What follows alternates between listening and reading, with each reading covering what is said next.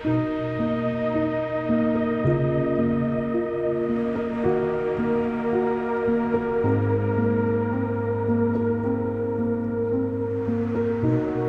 today we're going to do some hands-on learning.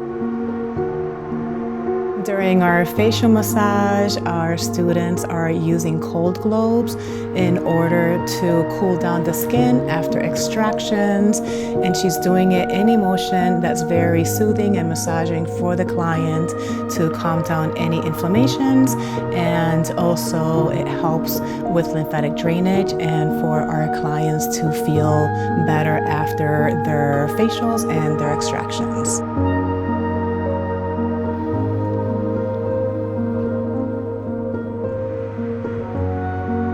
They are also able to learn different facial techniques like the cold globes to be able to do after extractions, and that will help them in their aesthetics world when they are doing facials in real life for acne clients or for any client that needs a nice soothing touch.